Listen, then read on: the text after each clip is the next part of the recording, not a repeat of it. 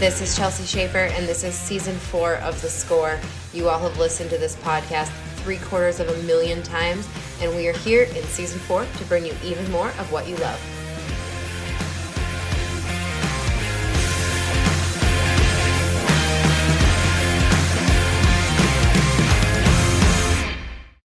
Today's episode is brought to you by Mana Pro. I'll tell you more about them at the episode break. Hey everyone, surprise, it's Caitlin Gustav here with this episode of The Score. Chelsea is busy this week doing video shoots all throughout Texas, so stay tuned for content from roping.com, powered by the Team Roping Journal. We got some great content coming soon. So with that being said, I got to take over on The Score this week and talk to C.R. Bradley, who is an AQHA world champion and reserve champion. He is a NFR qualifier. He qualified in 2004 in the calf roping. And on this episode, he was on The Score a year ago in Season 3, talking about growing up in the horse training world, training techniques, goals, and more. And today on The Score, CR and I got to chat about rope horses, training, scoring, and the breakaway roping. We dipped into that department and talked about the breakaway horses and the women in the sport, and what he likes to see in a calf horse, and more topics. So I'm not going to talk to you guys too much. Enjoy this episode with C.R. Bradley. Hello. Hey, C.R., how's it going? I'm real good. Good. You were in Ohio visiting some family. Yes. So I was from Ohio. Uh-huh. So I haven't seen my mom and dad for a year and a half since COVID. Mm-hmm. So I went back and visited my mom and my dad and spent a few days with them. Took Cooper and my whole family went. Gotcha. It was good to see them. Good little family trip up there. Yeah. Yes. Awesome. And came back and it's hot. Yeah. At least it quit raining though. That's what. Yeah, that's it. Thank goodness that the rain's kind of let up a little bit, because it's been downpour the past few weeks. Yes. Awesome. Well, has the rain, kind of slowed down your practice and training? It's made team roping tough. Mm-hmm. I have a covered calf alley at my house. Okay. So I've been able to rope calves a lot, but and I have a friend that has an outdoor that drives faster than mine. But I've gotten to team rope some, but not near as much as I wanted to. Gotcha. Before that. Gotcha. So it's been a little slow lately. It's been hard, but hopefully we can get after it now. Gotcha. Quit raining. Yeah, definitely. And I know, just about a year ago, you were on this podcast talking to Chelsea, and yes. You were talking about what you were working on, your reaching. Reaching, yes. Is that still what you're working on, or has things changed? I sold my head horse. Okay. So now I have a couple for the futurity, though, for the heading, and mm-hmm. a couple for the healing in October. So now my goal is to get those ready. And they're all a little bit, they have not been to Team Rope and Futurity yet. And I have a couple ready that I would like to go to the Royal Crown Futurity in Rock Springs. Okay. In August. So my goal is to get them ready for that. Gotcha. Now, did you go to the Futurity the past weekend, or? I did, but just calf roping. Just in the calf roping. Yes. Yep. And I didn't rope very well. I roped really good at the horse show. Mm-hmm. And I won under a judge both days and won second. My horses were really good. And then I missed one calf on both my horses. Okay. In the futurity. I had one calf that run a little bit harder, and I reached a little bit. And then the other one, I don't know. I didn't. It was my fault. I didn't rope good enough, and I missed one. Gotcha. So what going into the futurities, kind of, I guess, what's your mental game going into them for each horse, I guess? Normally I thought my mental game was pretty good, but I don't think it was last week. It's kind of a balance between showing them and roping. You still have to rope. Mm-hmm. You still have to think about your roping. And I think that's what I didn't do real well. You still got to find your target and think about you still got to feel your rope and find your target. Mm-hmm. and I didn't do a very good job. And you got to be careful not to think too much. You got to ride your horse like you think a little bit more about your horse than you do like at a time to roping, because you're thinking about making your horse look good, but you can't forget to rope, because if you forget to concentrate roping, you'll miss. And that's what I did. Gotcha. So now, I guess going back, do you just go back to the drawing board and just work on that more in the practice pen? I practiced quite a bit, and I felt pretty sharp. And I was roping. I roped really good the first day for me. I'm 44 now, so I won the jack. I was like first and third in the jackpot the first day in the calf roping, and I roped really good. And by the third day, I don't know. I'll do better. I normally don't miss very many calf Yeah, ropes. it was just kind of a fluke deal. It happened. But every once in a while, it'll happen. Gotcha. What do you do? Calf roping can take a toll on your body physically. Right. What are you doing to kind of stay in shape, just so you can, get off and tie one? I used to jump rope a lot and run, but jumping ropes and running's almost hurt my body a little bit now. Yeah. So, Rosie, my wife, goes to a trainer about 3 times a week, and so sometimes I go with her, and she just does plyometrics and stuff. Okay. And she also has a elliptical, and I like spending 15 minutes on it. And we have a rowing machine and a bicycle at our house that I like to use. I used to, when I rodeoed, I did tie bow. I used to run a mile, do tie bow, and jump rope. Oh, wow. And then tying calves itself is plenty of a workout. Yeah, definitely. Wow. So you're definitely, keeping up with it and making sure you can. Yeah. I had a horse fall with me in February this year. I was a young horse that I was heading on, and I broke a rib, and I laid around the house for 3 or 4 weeks healing up from that, and I got out of shape. And so I've had to work at it this spring, trying to get back where I want to be, and I'm still not quite there, but it's getting better. I need to keep losing weight and keep getting in shape for the fall. Oh yeah.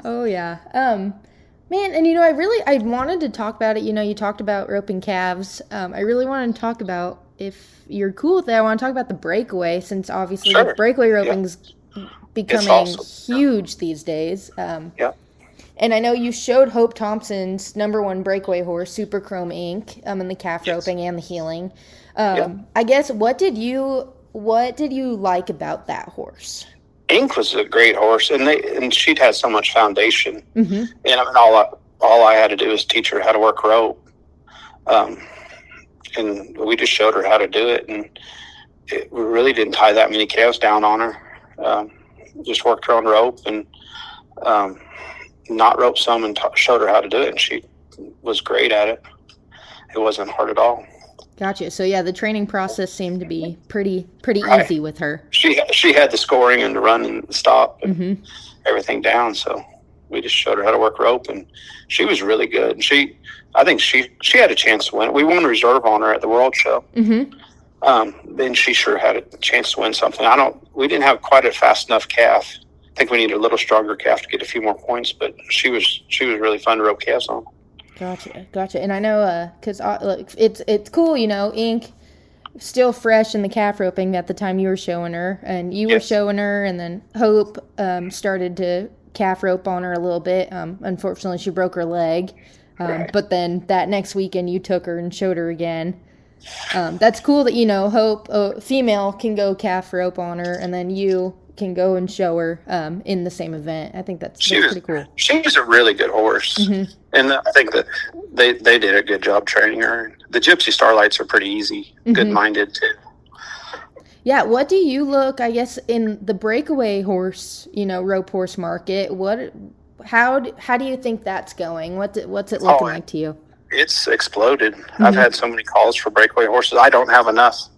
Oh, wow. Mostly what I ride, mostly other people send me horses to train to show. And so I haven't had that. I haven't had near enough horses to sell. I get calls all the time for breakaway horses, and I haven't had near the supply. Gotcha. Yeah, so it's just booming right now. Yes, it's awesome. Yeah, it's great. When you're training one, what are you looking for in a horse, and what are you working on with the horse to progress in the breakaway? I think scoring is very, very important. I think scoring is important in all the events. Being quiet in box, but listening to my hand, when to go, and not moving until you drop your hand, and then breaking hard and getting behind the calf, like crossing over right out of the chute and getting behind the calf. And to me, timing is very important with your rope. I track calves around arena a lot more than most people do, because I feel like I get their timing with my rope better, because I can follow.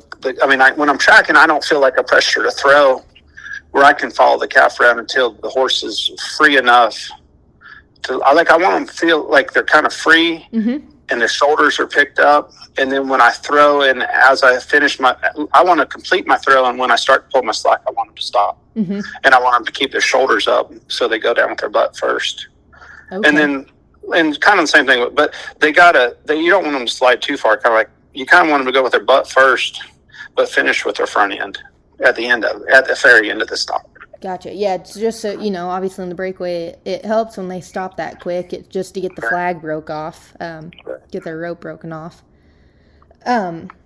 What's a good conformation style breakaway horse do you see? I guess it'd be the same as the calf rope, and short necked. And my dad always talked about balance of a horse. You want one, the neck and their back are equal, but you kind of want a short back and a short neck. Short neck is easier to see on. In short back, they're going to stay sounder, and it's easier for them to stop. And you want their hocks underneath them, which what I mean is kind of like you want their hocks lower to the ground.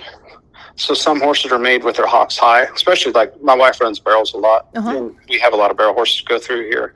And a lot of the running horses, their hocks will be a little bit higher. But you still want, like the rope horses, I want their hocks underneath them more. Okay. Where they're closer to the ground, and it makes it easier for them to stop. Gotcha. I want a little bit more angle to the bottom of their leg. Gotcha. And I know I see a lot of girls, like some horses, they don't pin the start, they kind of break wide.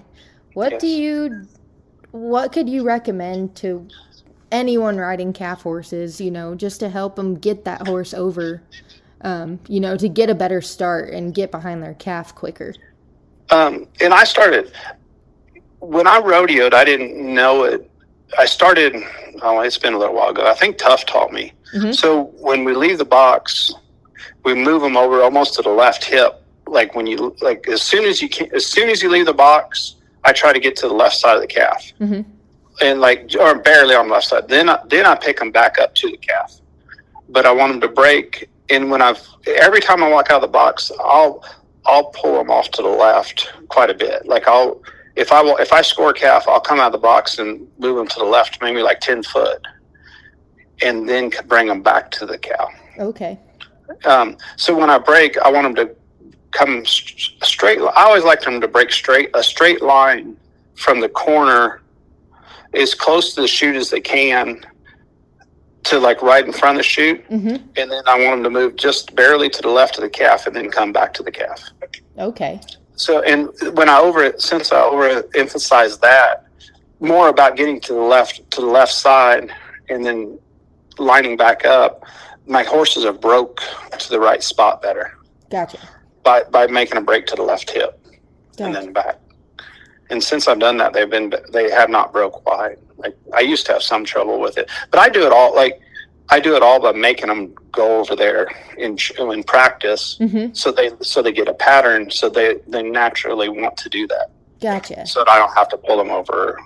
And I've never been a big believer of putting something in the box and making them go around it. I want to train them to go. That's where they're supposed to go. Yeah, that's the spot, and that's where you're going to be comfortable at. Gotcha.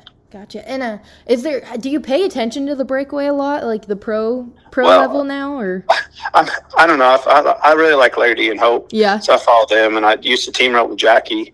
So I follow them a little bit what they do, but that is sports exploded. Yeah, it's getting huge. Great. And I think it's great for the sport. I think adding another women's event to the rodeo is a great idea. Yes, sir. Yes, sir. Great for everybody. And is there anything, in between Jackie and Larry D and Hope, obviously you know what their horses do. If you could pick apart their horses. They ride great horses, I think. That helps them. Is there anything you could kind of pick apart on their horses, they're just solid? No, I know Larry D so well because I'd go for her for help because I thought there's not a whole lot of people I trust to critique me, but I trust Larry D to help me. So, no, I think they do a great job. And does she help you? Do you come to her just for the calf roping, or do you come for the heading and everything? Yeah, I went and roped with her a lot, and she's helped us. She helped me a lot with scoring. I think a lot with scoring. Gotcha. Because I was having trouble. I don't know. I always thought I scored really good, and my rodeo horses always scored great. And it seemed like the first few years I was training horses here, my horses scored real good. And then I went about 3 or 4 years. I don't know, like in the late teens. And felt like my horses didn't score very good. And I rode with Larry D a lot. It seems like the last 2 or 3 years, my show horses have scored really good again. Gotcha. I haven't had any trouble, but I went for a few years. It felt like all my young horses weren't scoring good. So good enough. What did you do? I mean, between you and Larry D and working at it, what was, the aha factor that helped benefit your scoring and help fix it? I think showing them what to do, like even without a cow, like even before I put a cow in the chute, like showing them what I want to do. And I started putting my hand, and if they're good, I'll let them, I'll put my hand down, which I never did that. Cause I always believed, if I was in the corner, I had contact with them. And if I ever put my hand down, I want them to go forwards. But I started letting them rest in the corner on a loose rein. But I'll put my hand all the way down, on their neck, not touching them all, and just let them sit there for a while and let them rest and where they like it. And then, but when I'm scoring, I'll pick my hand back up and have contact. I want some contact so they know my hand's there. I really want to keep my hand still. And I think you have to have confidence. The horse has to know that you're confident on what you're doing. You're doing the same thing every time. They're lined up in a straight line, and they're standing straight up. They're not leaning on one leg or the other. They're up on all four. And I want to hold my hand real still with contact with the bit. And when you nod and the gate opens, I don't want to move my hand. I want my hand to stay real still and be real definite when I tell the horse to go. Today's episode is sponsored by ManaPro. Champions, colleagues, roommates, and personal trainers. Whatever role they play, they're an important part of our lives. In their quiet way and their not so quiet way, they keep us young. On our feet, on the go. They pull us back to nature and push us toward the next adventure. And as much as we count on them, they count on us all the more. To nurture their lives with the same commitment. To protecting them, helping them grow and thrive, and treating them as well as they treat us. By giving them a little more of our lives, because no matter what role they play, we're here to make their lives the best they can be. ManaPro, nurturing life for generations. Check them out at manapro.com or on Facebook at ManaPro Horse. Gotcha. And yeah, I was going to say, I know Larry D is really big about, she always says, get the horse in the bridle. Yes. And push your horse up, make him step up into the bridle. And I do a lot of, and I'll walk them forwards a lot, but I almost walk them forwards with my hand.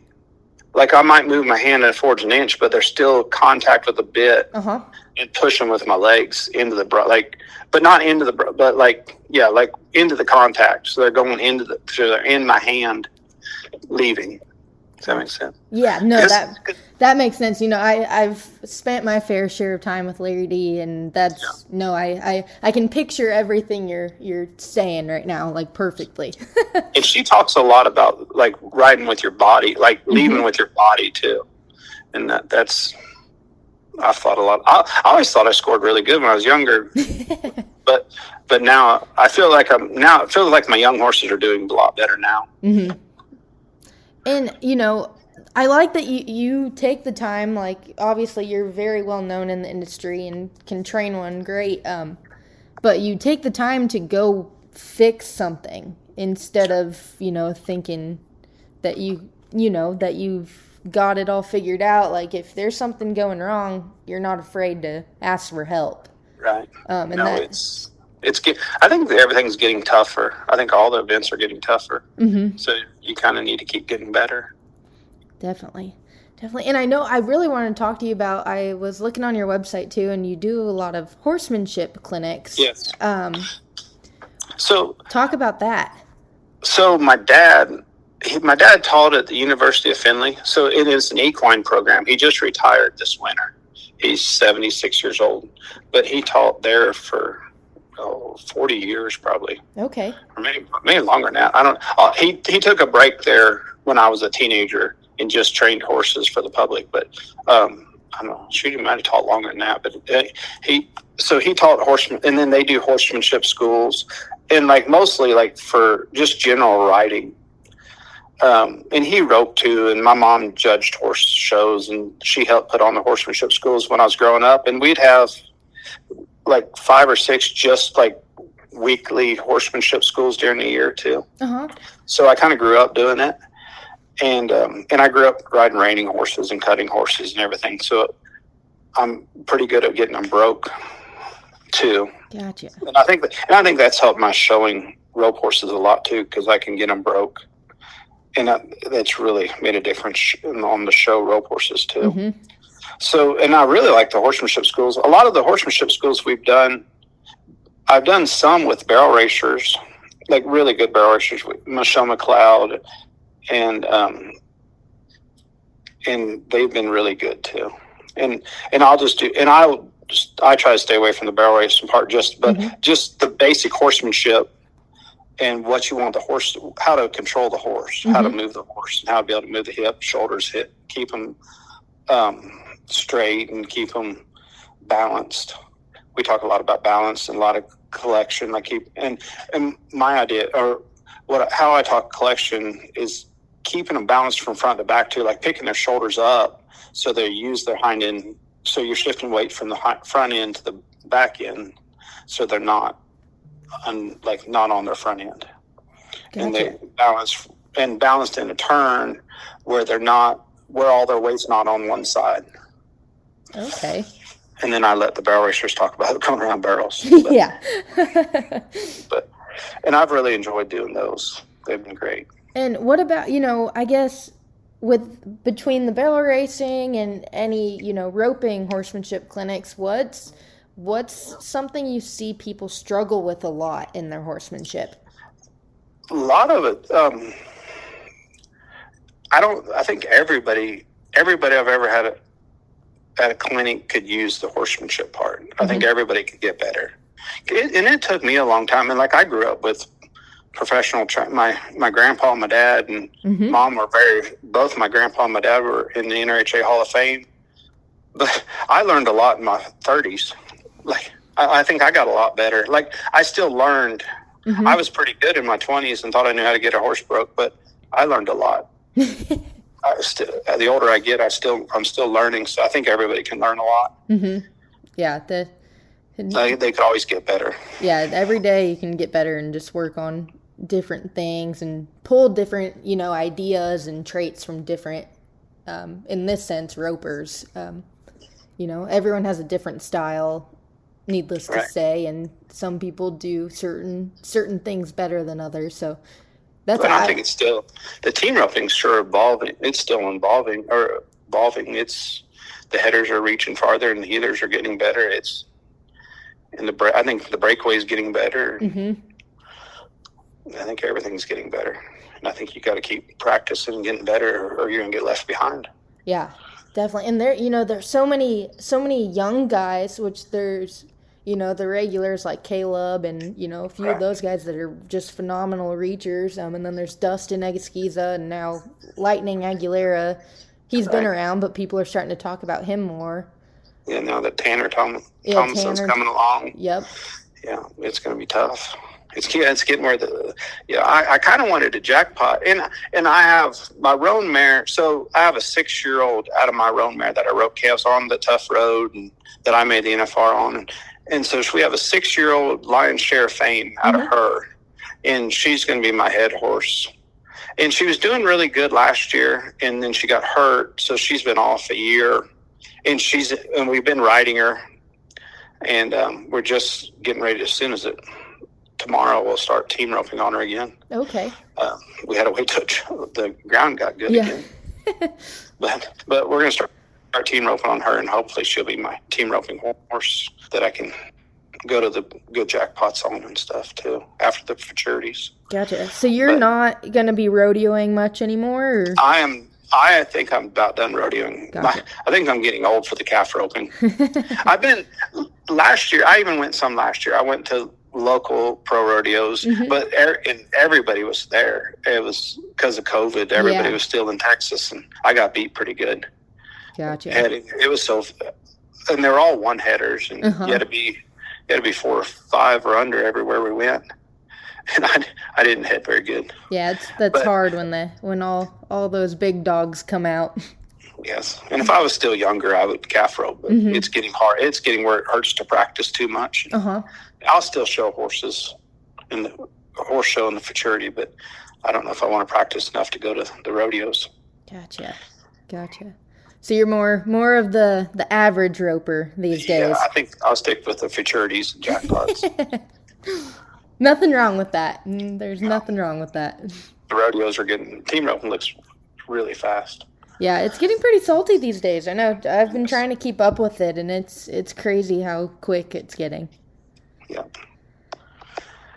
Well, anything else that you're kind of working on and, between all the events and... No, I'm just trying to get my horses ready for the futurity and the world show this year. And I'm going to start. I passed my life insurance license test, so I'm going to start selling life insurance. I haven't really started yet, but I passed the test and have my license. And I'm going to work for Jared Harris with selling insurance too. Gotcha. It's part-time. So I kind of just want to stick.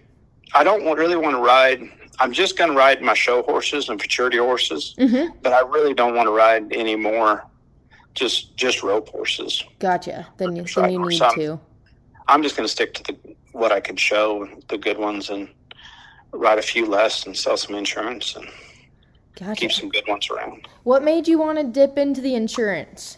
My wife sells horse insurance. Okay. Mostly, she's really big into the barrel race. She sells oxygen, the horse supplement, and she sells a magnetic blanket, and she sells horse insurance. But most of her clients are barrel racers, and she's done really good with the insurance. And I was looking for something that I can do part-time while I still ride a couple horses. And then my son's 12, and he's a really good basketball player, and he plays basketball a lot. So we drive him around to McKinney, and he's in the league down there, and they play a couple times a week. And so between all that, I wanted something else that I didn't have to ride quite as many horses. Gotcha. And just be around, go watch him play some basketball and enjoy it. Yes. Did you have like part-time jobs when you were younger? Or? No, I have never done anything. I have never done anything else other than rope and train horses. Gotcha. My whole life. When I was a teenager, I team roped a lot growing up. There's more team ropings in Indiana and Ohio back then than there's calf. There really wasn't anywhere to go calf roping other than the IPRA rodeos when I was young. So we went to jackpot a lot, and I always won a lot jackpotting. Then I went to college, and I think I made the IPRA finals while I was in college, and made the Prairie Circuit finals while I was in college. And so then I started rodeoing right out of college. Gotcha. So, and then quit rodeoing and started training horses. Yeah, so this is a whole new venture for you. Yes, yeah. That's cool, though. Yeah. That's cool. Well, I hope selling life insurance is very successful for you. I hope so. I hope I can do that and ride a few good horses and be a basketball dad. Yep. Definitely. So is your kid, does he ride at all, or? No horses at all. No. He rode a little bit when he was younger. But not a lot. He had some ponies and rode some, and he roped the dummy some, and roped the Helomatic some. But no, he never really showed a big interest in it. And you're not gonna, push him into it? Not at all. So I even coached basketball the last 3 years. Okay. But now I'm done because he's playing for the school from now on. So. No. Gotcha. Well, that's cool. That's best of both worlds. He can go do his sports, and you got your horses, and I think that's a big thing. I see you see some families that they let their, the kids decide what they want to do, and there's some families that, really want them to get into the Western industry and rope, and what's your take on that? I think that's the only thing I ever wanted to do. I mean, since I would have told you when I was 3 or 4 years old that I wanted to rope. But that's the only thing I ever wanted to do. So, I don't know. I think to be good at anything, you have to love doing it. And I think you have to want to do it. So, I think the kids need to decide, and they'll decide if they want to, and if they want to rope for a little bit and just have fun with it, that's fine too. If they want to be great at it and have the desire and the will to work at it, then that's great too. I give some roping lessons too, and I have some really good kids that come every week. I have a 7-year-old that ropes really, really good. Ropes great. He won his region in the dummy. They have a sled roping. But he's only 7. He's only 7, and he ropes calves, or he breakaways. He doesn't tie down, but he breakaways calves. Ropes really good. But he comes every week, and I have a couple other kids I give lessons to, but I enjoy that too. Gotcha. Do you like, teaching kids more than adults, or? I really enjoy ones that try. Yep. Yeah. If they'll listen and try, I love it. Gotcha. Yeah, they, like you said, they gotta love what they do, and have to want it more than you do coaching them. Yeah, and we do 4 or 5 roping schools a year. Mostly calf roping. I've done a few team roping, but mostly calf roping. Okay. And I really enjoy the clinics. Gotcha. I did want to talk about it, or this podcast is brought to you by Mana Pro. Yes. And you've been feeding Mana Pro for a long time. What are your favorite products? We like the joint supplement. Okay. And with Cetolem, and we've had Roni on it. My roan mare is 29 years old and still sound. She was on it the whole time, or especially in her later years. That like the years tough rode her, and it really helps keeps the horse sound. Gotcha. Well, that's awesome. No, that they're a good product to use. And I stay on it too. I think it helps with the joint, with my hip. And oh, you're on it as well. Yes. Gotcha. So it helps keep you going.